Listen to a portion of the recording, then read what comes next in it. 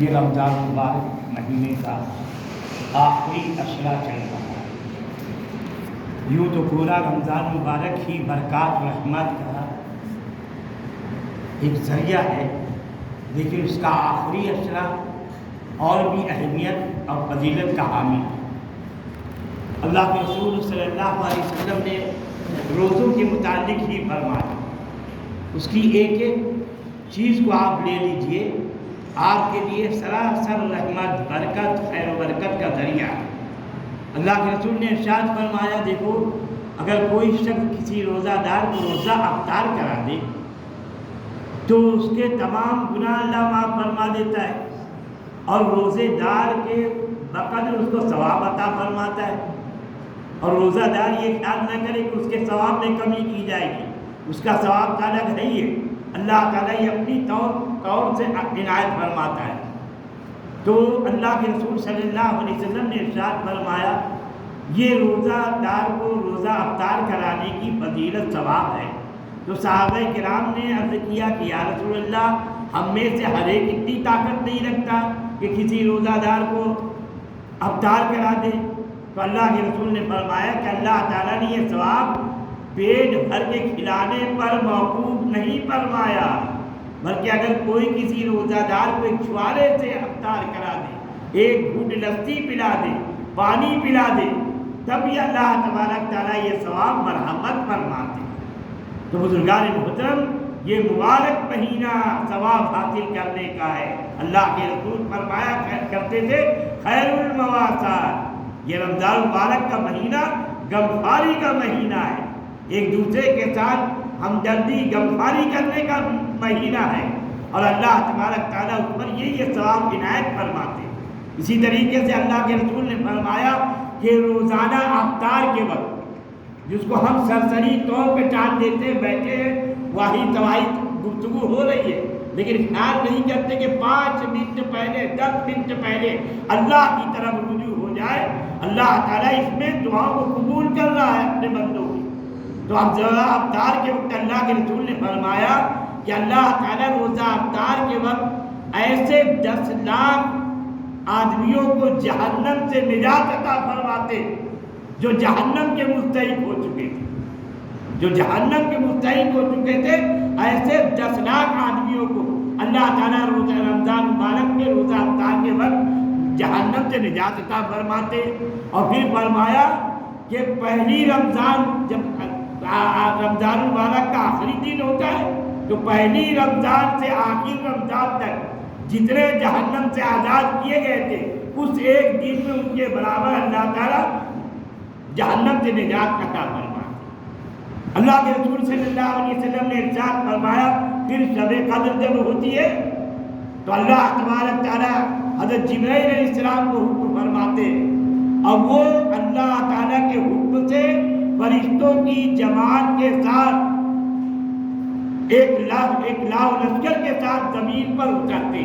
اور ان کے ساتھ ایک سبز جھنڈا ہوتا ہے جس کو وہ خانہ کعبہ پر کھڑا کرتے ہیں، اور اس کے بعد حضرت جبرائیل علیہ السلام فرماتے ہیں، فرشتوں سے تقاضا کرتے ہیں کہ تم پوری دنیا میں گھوم جاؤ، جو بھی آج شب قدر میں رات میں کھڑا ہو، بیٹھا ہو، لیٹا ہو، اللہ کا ذکر کر رہا ہو، نماز پڑھ رہا ہو، ان کو سلام کرو اور ان سے مصافحہ کرو اور ان کی دعاؤں پر آمین کہو۔ اور جب پھر صبح ہوتی ہے، صبح صادق، تب اب جبرائیل علیہ السلام جب فجر کی اذان ہوتی ہے تو فرشتوں سے کہتے ہیں، اب چلو کوچ کرو، اب چلو کوچ کرو۔ تو فرشتے عرض کرتے ہیں کہ اے جبرائیل علیہ السلام سے کہ یہ بتائیے کہ اللہ تبارک تعالیٰ نے احمد صلی اللہ علیہ وسلم کے امتیوں کے، مومنوں کے ضرورتوں میں کیا معاملہ فرمایا؟ تو حضرت جبرائیل علیہ السلام فرماتے ہیں، اللہ تبارک تعالیٰ نے امت محمدیہ پر اپنی خاص توجہ فرمائی اور سب کی مغفرت فرما دی، 4 شخصوں کے علاوہ، 4 شخصوں کے علاوہ سب کی مغفرت فرما دی۔ تو فرشتوں نے کہا کہ ایسی دریائے رحمت بہ رہی ہے، اللہ تعالیٰ کی برس رہی ہے، اور اس میں وہ کون بد نصیب ہے جو اللہ کی رحمت سے محروم رہ گئے؟ تو جبرائیل السلام کہتے ہیں کہ وہ 4 شخص کون ہیں؟ ایک وہ شخص ہے جو شراب کا عادی ہے، شراب کا عادی ہے، شراب پیتا ہے اور توبہ اس نے نہیں کی، اللہ سے گناہوں سے توبہ نہیں مانگی، ایک شراب کا عادی۔ اور دوسرا وہ شخص جو والدین کا نافرمانی کرنے والا، اور تیسرا وہ شخص جو قطع رحمی کرنے والا ہو، یعنی رشتہ داروں کو رشتہ داری توڑنے والا ہو، ذرا سے اس کے مزاج کے خلاف بات ہو گئی، آج سے حصہ بکرا وقت نہ ہم تم سے بولیں گے نہ تم ہم سے بولنا۔ اللہ کے رسول نے فرمایا اتنی بڑی لعنت سے وہ ہو رہا ہے، اللہ تعالیٰ اس کی طرف توجہ نہیں فرما رہے، رشتہ داریوں کو توڑنے والا۔ اور چوتھا وہ شخص جو کینہ بغض رکھنے والا، ارے آپس میں بات چیت ہو ہی جاتی ہے، خلاف مرضی کچھ بات ہو گئی بعد میں پھر ہم آپ ایک ہیں، لیکن نہیں، وہ کینہ رکھے ہوئے کہ کس طریقے سے اس کی تجارت ختم ہو جائے، کس طریقے سے اسے تکلیف پہنچ جائے۔ تو اللہ کے رسول نے فرمایا کہ چوتھا وہ شخص جو کینہ بغض رکھنے والا ہے، ان 4 شخصوں کو چھوڑ کر اللہ تعالیٰ سب کی مغفرت فرما دیتا ہے۔ تو میں نے اس طرح اس لیے توجہ دلائی، ہم اعتکاف میں بھی بیٹھ رہے، ہم تراویحوں کا بھی اہتمام کر رہے ہیں، ہم روزے کا بھی اہتمام کر رہے ہیں، کہیں یہ گناہ ہمارے ساتھ تو نہیں لگے ہوئے، ہم توبہ کر لیں، ورنہ ایسی رحمت والی رات میں اللہ تبارک تعالیٰ توجہ نہیں فرما رہا ہے کہ شراب توبہ کر لیں، اللہ تعالیٰ سے گناہوں سے توبہ کر لیں کہ آپ نہیں پیئیں گے، شراب کا عادی۔ اور یہ شراب اللہ کے رسول نے فرمایا ام الخبائث، تمام برائیوں کی ماں، تمام برائیوں کو جنم دینے والی۔ ایک بنی اسرائیل کی روایت ہے کہ شیطان ایک مرتبہ ایک جاہل عبادت گزار پر قابض ہو گیا اور اس نے اس پر قبضہ کر لیا، اور اس نے کہا کہ دیکھ تیرے پاس 3 چیزیں ہیں، 3 چیزوں میں تجھے ایک چیز کرنی ہے، ورنہ آج تو چھوٹنے والا نہیں، تیری جان بچنے والی نہیں۔ اس نے کیا کہا یہ شراب کی بوتل رکھی ہے، یا تو شراب پی، دوسرے یہ عورت بیٹھی ہے، یا اس سے زنا کر، تیسرا یہ بچہ ہے، یا اس کو قتل کر۔ تو جاہل عبادت گزار تھا وہ، اس نے سوچا کہ زنا کرنا بہت برا کام ہے، اب بچے کو ناحق مار دینا بہت بڑا گناہ کا کام ہے، کیوں نہ شراب پی لی جائے۔ اس نے اس کو ہلکا سمجھا اور اس نے شراب پی لیا، اور جب شراب پی لیا تو شراب میں ایسا مست ہوا کہ اس کی عقل ہوش سب غائب، عورت کو سامنے دیکھا، اس سے زنا بھی کیا، دیکھیے شراب بھی پیا، زنا بھی کیا، پھر سوچا کہ بچے نے دیکھ لیا ہے، بچے کو بھی مار ڈالا، شراب پیا اور تینوں گناہ اس نے کیا۔ اس لیے اللہ کے رسول نے فرمایا شراب ام الخبائث ہے، برائیوں کو جنم دیتی ہے، یہ تمام برائیوں کی ماں۔ تو شراب کا عادی اگر ہے ہمارا معاملہ ایسا ہے تو اللہ سے توبہ کر لیں، اللہ معاف کرنے والا ہے، اللہ اپنے بندوں پہ رحم کرنے والا ہے۔ اور دوسرے بزرگان محترم، والدین کی نافرمانی،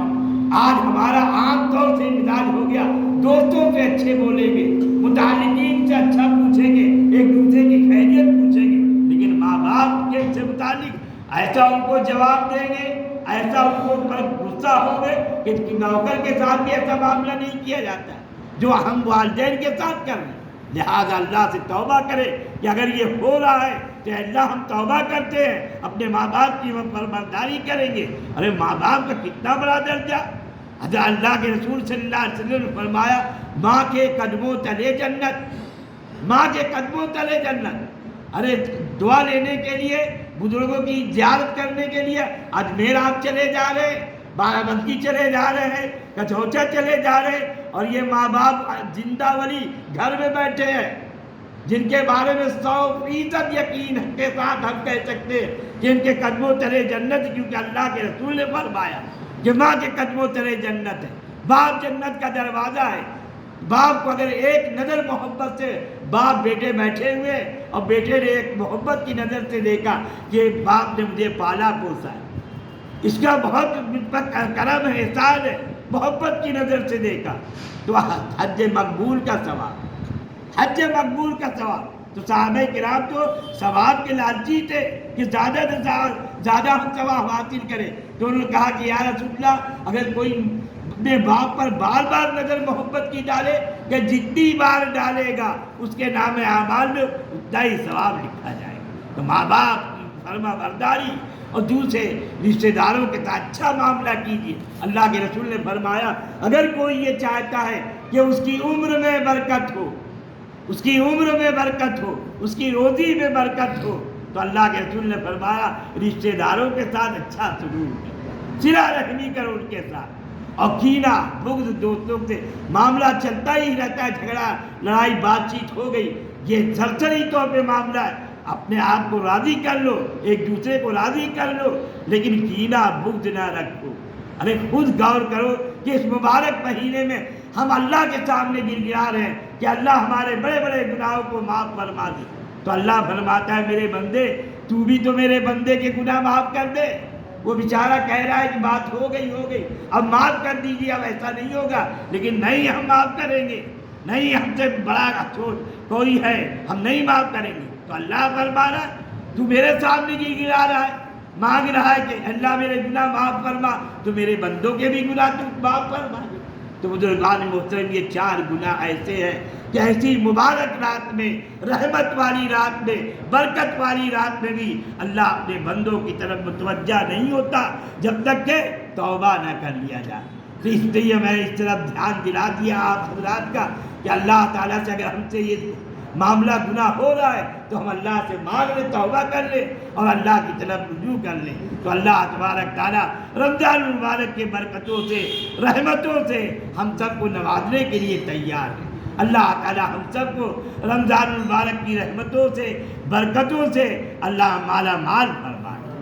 سبحان اللہ وبحمدہ، سبحانک اللہم وبحمدک، ونشہد ان لا الہ الا انت، نستغفرک ونتوب الیک. صلی اللہ تعالی علی خیر خلقہ محمد وآلہ واصحابہ اجمعین برحمتک یا ارحم الراحمین.